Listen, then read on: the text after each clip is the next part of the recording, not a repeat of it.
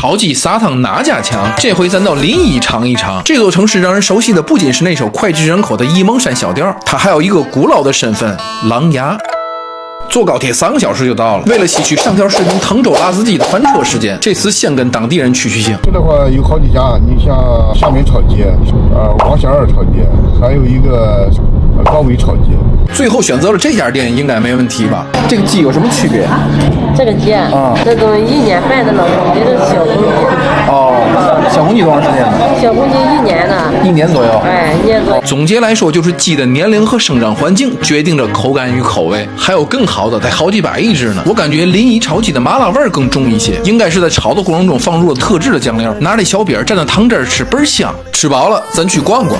书圣王羲之是在这里出生，并度过了童年。作为望族琅琊王氏后裔，他自幼酷爱书法，曾在此观鹅习字，择笔喜宴。最著名的就是世人熟知的《兰亭集序》，但原件至今不知埋藏何处。更令人不解的是，即为王家的宅院，但在后来扩建中竟然发掘出了2座几乎同时期的司马氏古墓。拜别了书圣，来到了银雀山博物馆，这里又与兵圣有着密切的联系。谁能想到9大镇国之宝之一的《孙子兵法原简》竟然出土于这座略显普通的汉墓当中，同时出土的还有孙膑兵法等珍贵古籍，但墓主人的身份至今成谜。我作为一个门外汉，咱就搞懂一件事：孙武和孙膑著有2本不同的兵法，你知道2人谁才是被誉为兵圣的孙子吗？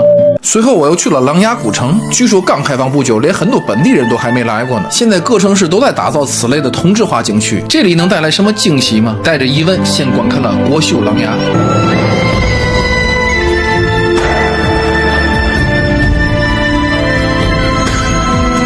用不同的篇章演绎了临沂的历史文化。除了王羲之和秦国名将蒙恬，诸葛亮竟然也是临沂人。无论声光电、舞美效果和表演上，真的很棒。像这种古风街在临沂市区不止一个，每天也有不同的演绎。临沂文旅真是把琅琊的历史文化整得明明白白的。转天起了个大早去喝临沂名吃牛肉撒汤，据说他们这凌晨2、3点就来排队喝头锅撒的。我岁数大了，可爬不起来。起步价是5块，分不同的档，我要了碗10块的。在鲁南和苏北地区都有喝撒的习惯，但做法不同，有黑白胡椒之分，有的用鸡丝，有的用牛肉，配上油条和煎包都不错，有机会可以来尝一尝。